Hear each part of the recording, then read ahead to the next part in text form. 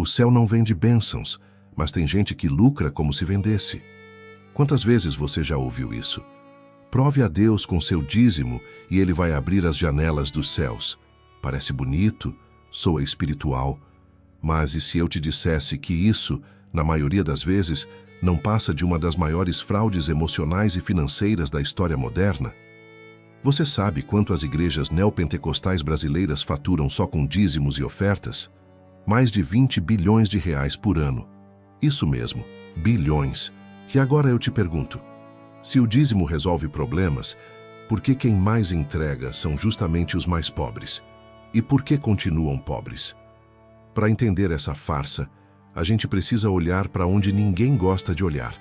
A própria Bíblia. Sim, ela mesma.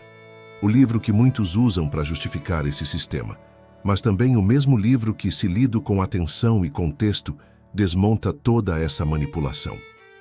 Vamos voltar no tempo. Antigo Testamento. O dízimo aparece no contexto de um povo agrícola, onde a economia não era baseada em dinheiro, mas em produção de alimentos. O dízimo não era dinheiro, era comida. Eram produtos da terra, trigo, azeite, vinho, rebanho. A finalidade?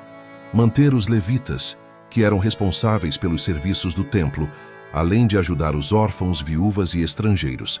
Deuteronômio 14, 28, 29 é claro. Ao fim de cada 3 anos, você separará 1/10 de toda a sua colheita e o depositará na sua cidade, para que os levitas, os estrangeiros, os órfãos e as viúvas que vivem em sua cidade venham, comam e se saciem. Você percebe? O objetivo do dízimo era social, comunitário, solidário. Não era enriquecimento pessoal de ninguém. E mais, era colhido de 3 em 3 anos, não todo mês, como fazem hoje. Aí você pode perguntar, mas e Malaquias 3? Não está escrito lá que quem não dá dízimo está roubando a Deus? E aqui mora uma das maiores distorções teológicas já inventadas. O livro de Malaquias foi escrito exclusivamente para o povo judeu, num período onde os sacerdotes estavam desviando ofertas e os levitas passando fome. Era um chamado específico para a restauração da justiça social no contexto daquele tempo. Não tem nenhuma conexão direta com igrejas modernas, que sequer existiam. E olha que interessante. Se você ler 2 versículos antes de Malaquias 3:10, lá em Malaquias 3:5, Deus está confrontando quem oprime o trabalhador em seu salário, quem explora viúvas, órfãos e estrangeiros. Ou seja, Deus estava mais preocupado com quem explora os pobres do que com quem não entrega dízimo. Então me explica, como que isso virou um passe mágico de prosperidade? Como transformaram um princípio comunitário de cuidado em uma ferramenta de medo, culpa e exploração? O problema começa quando instituições perceberam que a fé, quando manipulada, é um negócio muito lucrativo. Você já reparou que a promessa é sempre a mesma? Dê primeiro, depois Deus te abençoa. Sabe o nome disso fora da religião? Venda antecipada de promessa. No mercado financeiro, se alguém te pede dinheiro prometendo retorno garantido, isso tem um nome: golpe. É crime. Mas quando isso vem do púlpito, muitas pessoas abaixam a cabeça, com medo, achando que estão roubando a Deus se não colaborarem.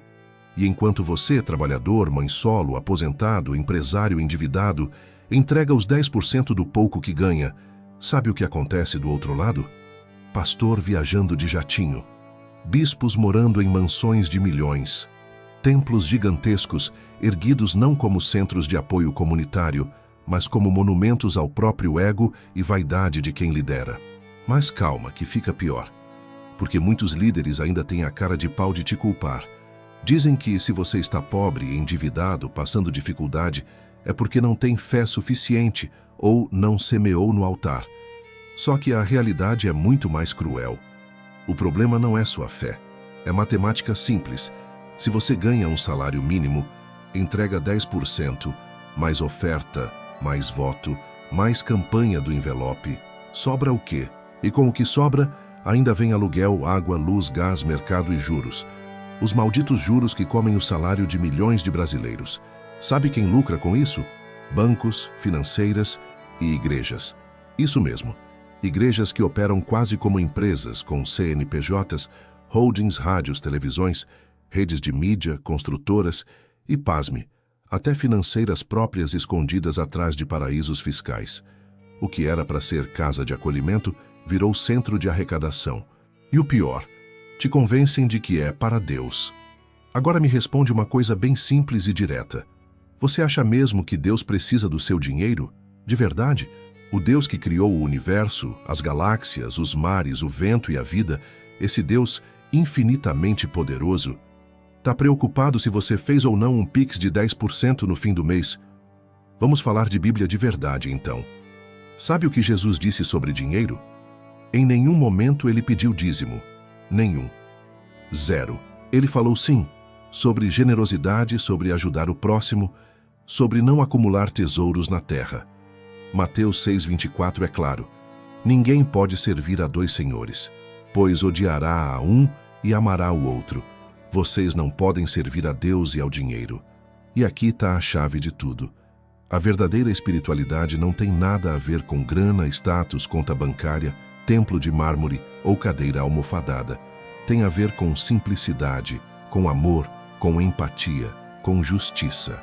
Mas a realidade é dura e ela dói. Dói perceber que muitos foram enganados. Dói lembrar dos meses em que você deixou de pagar uma conta para honrar um voto. Dói pensar nos anos em que você se sentiu culpado, pequeno, insuficiente, achando que Deus te rejeitava porque você não tinha dinheiro para dar na campanha da chave, da arca do monte, da fogueira santa, do envelope dourado. Sabe o que isso gerou? Uma legião de pessoas endividadas, espiritualmente feridas e emocionalmente quebradas. Pessoas que hoje não confiam mais em Deus, não confiam mais na fé, porque associaram tudo isso à exploração. E enquanto isso, sabe o que acontece? O pastor está na cobertura de Dubai, está no resort nas Maldivas, está no carro de 2 milhões, está investindo na bolsa, está multiplicando o patrimônio. Enquanto isso, você está aí olhando para o boleto, para o cartão estourado, para o aluguel atrasado, se perguntando: onde foi que eu errei? Mas deixa eu te contar uma coisa que talvez ninguém nunca te disse. Você não errou. Você foi enganado. O erro não foi seu. O erro foi acreditar numa mentira maquiada de espiritualidade.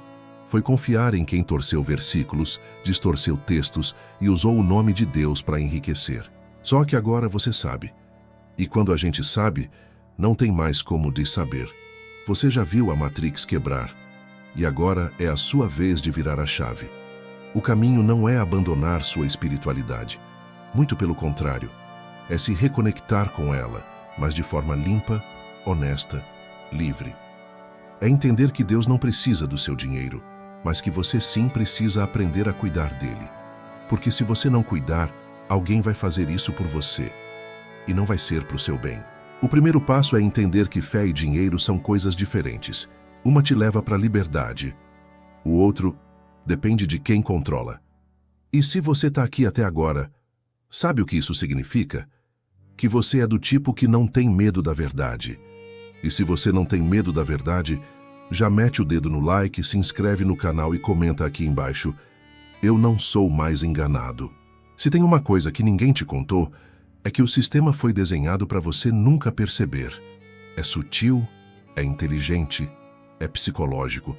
O discurso não te obriga, ele te convence. E sabe qual é a isca? A sua dor. Eles te observam, sabem que você está com a vida apertada, que está lutando, que as contas estão chegando, que o desespero bate de madrugada. E aí vem aquele sermão preparado, milimetricamente arquitetado. Se você está passando por luta financeira, é porque precisa ser fiel no altar. Semeie e Deus vai abrir as janelas dos céus. Percebe o jogo?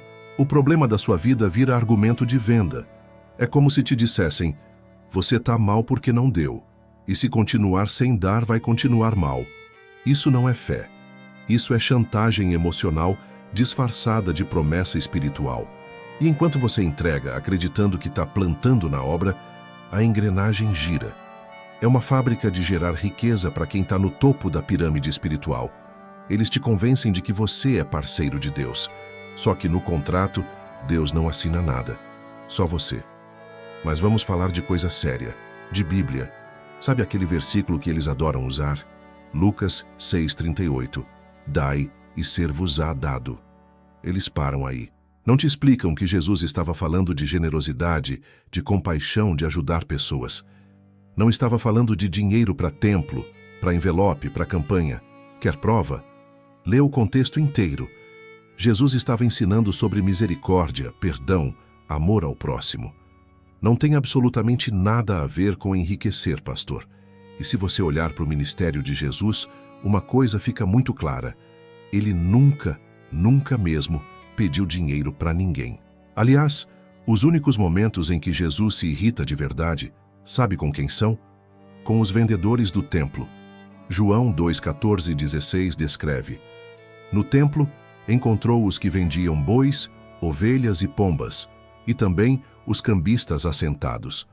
Fez um chicote de cordas e expulsou todos do templo, espalhou as moedas dos cambistas e derrubou as mesas, dizendo: tirem isso daqui, não façam da casa de meu pai um mercado. Sabe o que Jesus faria se entrasse em muitos desses templos modernos? A mesma coisa. Expulsaria quem transformou a fé em comércio. Só que, claro, eles não vão te contar isso. Eles escondem, cortam o texto, pulam o contexto. Porque se você souber, você para de ser cliente. E aí vem o golpe dentro do golpe. Porque eles te fazem acreditar que se você não der, Deus não te abençoa. Você percebe o absurdo?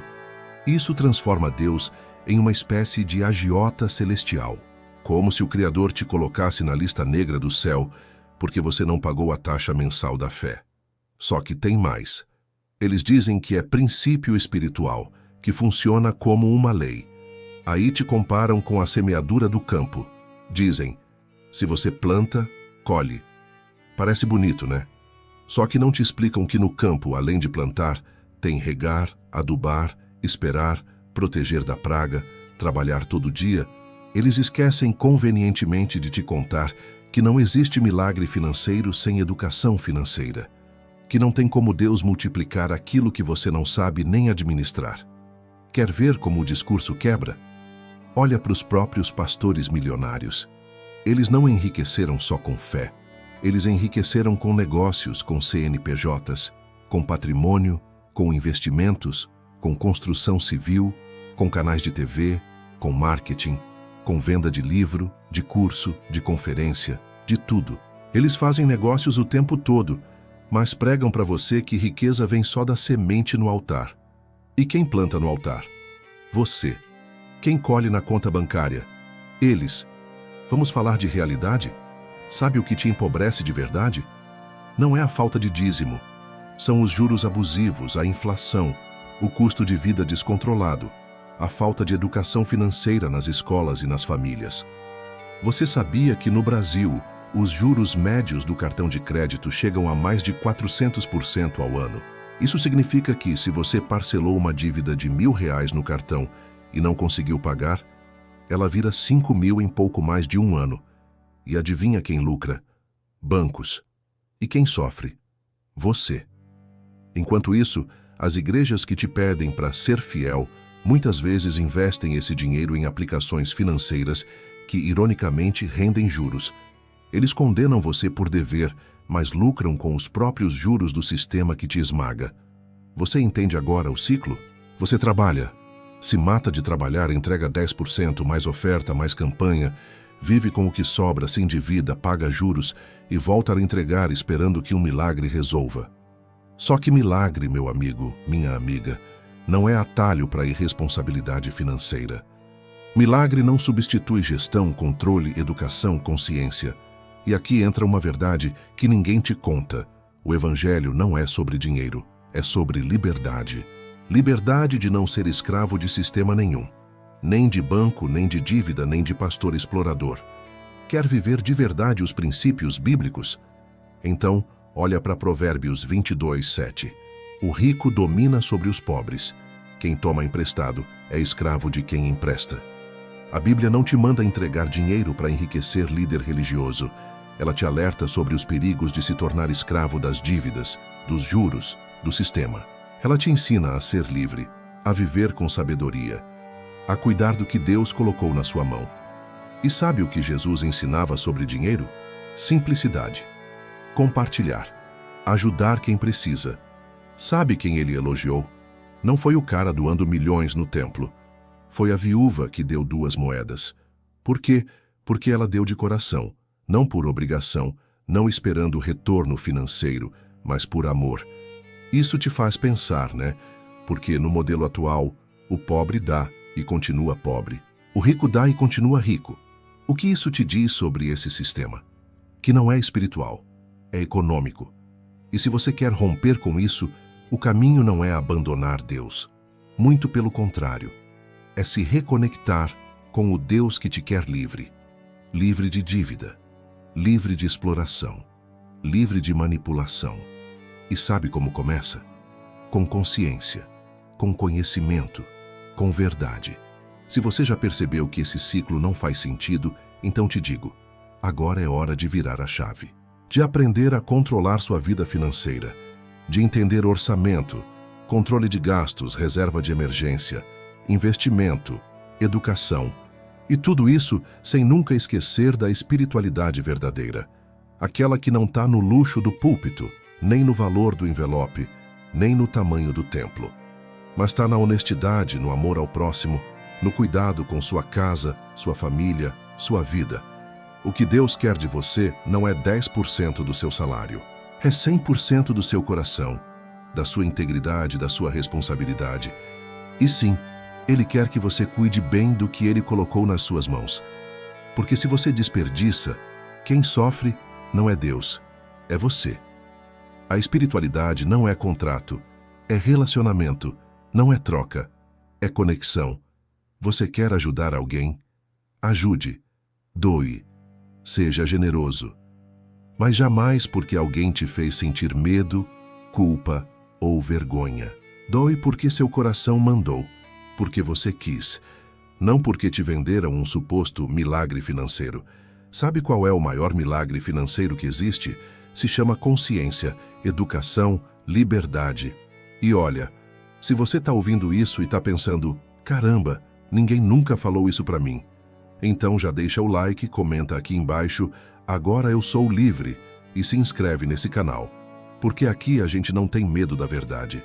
Agora que você já entendeu como o sistema te prende, como a manipulação é arquitetada e como distorcem a espiritualidade para te manter refém, é hora de mudar completamente a sua mentalidade.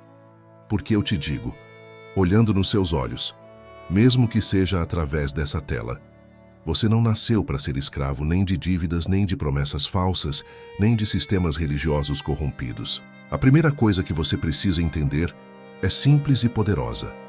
Deus não precisa do seu dinheiro. Deus quer sua transformação. E transformação começa na mente. Quer uma prova bíblica disso? Romanos 12:2 diz claramente: E não vos conformeis com este mundo, mas transformai-vos pela renovação da vossa mente, para que experimenteis qual seja a boa, agradável e perfeita vontade de Deus. Percebe? Não fala de dízimo, não fala de dinheiro, não fala de envelope, não fala de campanha. Fala de transformação mental. Por que isso é tão poderoso? Porque enquanto eles querem o seu dinheiro, Deus quer que você mude sua mentalidade. Porque se a sua mente muda, sua vida muda. Suas finanças mudam, suas escolhas mudam, seu futuro muda. E aqui entra um ponto crucial. A educação financeira não é falta de fé. É parte da mordomia que Deus colocou na sua mão. Você acha mesmo que Deus se agrada quando você entrega dinheiro no altar e sai dali para pegar empréstimo para pagar conta de luz? Você acha que Deus se alegra quando você faz voto, promessa, campanha, mas chega em casa e não tem nem arroz para colocar no prato? Isso não é fé. Isso é escravidão mascarada de espiritualidade. Quer saber o que é espiritual? É você aprender a cuidar do que Deus te deu. É você olhar para as suas finanças e dizer: a partir de hoje, eu não aceito mais viver na ignorância financeira. Eu vou entender como funciona o dinheiro. Eu vou aprender a dominar ele e não ser dominado. E aqui começa a virada. Anota isso, porque isso é ouro puro e ninguém no altar vai te ensinar. 1. Gaste menos do que ganha. Parece simples, mas 90% das pessoas não fazem isso. E sabe por quê? Porque nunca foram ensinadas. Foram ensinadas a consumir, a parcelar, a viver de crédito, mas nunca a planejar. Se todo mês seu salário acaba antes do mês, sinal de que tem algo errado. A primeira disciplina da prosperidade não é orar para Deus abrir porta, é fechar a torneira dos gastos desnecessários. 2. Pare de viver de aparências. Sabe aquela história de roupa de crente abençoado, carro da promessa, celular de quem está na bênção? Tudo mentira. Isso não te faz mais abençoado, te faz mais endividado. A verdadeira prosperidade não é sobre o que você mostra para os outros. É sobre paz. Paz de deitar na cama sem dívida. Paz de saber que se seu carro quebrar, você tem dinheiro para arrumar. Paz de saber que se seu filho ficar doente, você não vai precisar pedir socorro no grupo da igreja nem fazer vaquinha. 3. Crie uma reserva de emergência. Isso é princípio de sabedoria. Até o próprio José do Egito, na Bíblia, aplicou isso. Lembra? Gênesis 41 conta que ele interpretou o sonho de Faraó, que falava de 7 anos de fartura, seguidos de 7 anos de fome. E qual foi a orientação? Guardar parte durante a fartura para não sofrer na escassez. Isso não é só história. É princípio espiritual e financeiro. Todo mês, antes de gastar, separe uma parte para você. Crie sua reserva, porque milagre é bom, mas prevenção é melhor. 4. Aprenda a investir. Ninguém te contou isso, mas os mesmos pastores que te falam para semear no altar estão com dinheiro aplicado. E não é no altar, não. É em banco, é em fundo imobiliário, é em ações, é em dólar, em ouro, em terreno, em imóvel. E por que você não pode fazer o mesmo? Porque te ensinaram que isso é coisa do mundo. Mentira, é ignorância. Sabe o que Jesus fala na parábola dos talentos? Que o servo que enterrou o dinheiro foi chamado de mau e negligente. E sabe o que o Senhor disse? Você deveria ter colocado o dinheiro no banco, e quando eu voltasse, receberia com juros. Mateus 25, 27. Ou seja, o próprio Jesus reconhece que faz sentido fazer o dinheiro trabalhar. Só que, claro, o sistema não te ensina isso, porque é escravo que aprende a investir para de ser escravo. 5. Pare de acreditar que espiritualidade é barganha. Deus não está no mercado. O céu não tem tabela de preço. Não existe plano bronze, prata, ouro, diamante. O que existe é relacionamento. E relacionamento é construído na base da verdade, do amor, da gratidão. Se você quer ajudar alguém, ajude. Se quer contribuir com uma comunidade, contribua. Mas sempre de forma consciente, voluntária, alegre. Porque, como diz 2 Coríntios 9:7, cada um contribua segundo tiver proposto no coração, não com tristeza nem por obrigação, porque Deus ama quem dá com alegria. Não é com chantagem, não é com medo, não é com culpa. E agora você deve estar se perguntando, mas então nunca mais devo contribuir para a igreja? Claro que não. O problema não é contribuir. O problema é ser explorado. O problema é entregar esperando que aquilo te traga um retorno mágico financeiro imediato. Isso não é fé. Isso é superstição gospel. Contribuir faz parte da vida em comunidade, de projetos sérios, de transformação social, mas sempre com equilíbrio, com consciência e com clareza de onde está indo seu dinheiro. Sabe qual é o maior investimento que você pode fazer na sua vida? Não é em ação, não é em criptomoeda, não é em fundo imobiliário. É em conhecimento, é em você. Porque quando você aprende, ninguém mais te engana, ninguém mais te manipula, ninguém mais te faz sentir que você é indigno, amaldiçoado ou fora da bênção porque não colocou dinheiro no envelope. Sabe o que é bênção de verdade? É saúde mental, é paz financeira, é liberdade espiritual. É acordar sabendo que não deve nada a ninguém, nem ao banco, nem ao pastor. E se você chegou até aqui, significa que você é diferente. Você não é gado, não é marionete. Você é alguém que busca a verdade. E quem busca a verdade encontra. Sabe por quê? Porque a própria Bíblia garante: conhecereis a verdade, e a verdade vos libertará. João 8:32. A pergunta é: você está disposto a ser livre? Porque ser livre dá trabalho. Dá trabalho dizer não para o consumo, dizer não para o sistema, dizer não para a manipulação. Dá trabalho sentar, anotar, estudar, planejar, organizar sua vida financeira. Mas a recompensa... Ah, meu amigo, minha amiga, a recompensa é viver uma vida leve, uma vida onde você não se ajoelha mais para a dívida, não se curva mais para a promessa falsa e não entrega mais sua paz mental em troca de bênçãos que já são suas por direito como filho e filha de Deus. E se você chegou até aqui, eu te lanço um desafio. Se esse conteúdo te confrontou, te fez refletir, te abriu os olhos, prova para você mesmo que você não tem medo da verdade. Comenta aqui embaixo: eu escolho ser livre. Aperta no like, se inscreve no canal e ativa esse sininho, porque aqui a gente não passa pano, não alisa discurso, não tem medo de desagradar sistema nenhum. Aqui, a missão é libertar mentes, abrir olhos e trazer consciência espiritual e financeira para quem não aceita mais viver na mentira. E guarda essa frase para sua vida.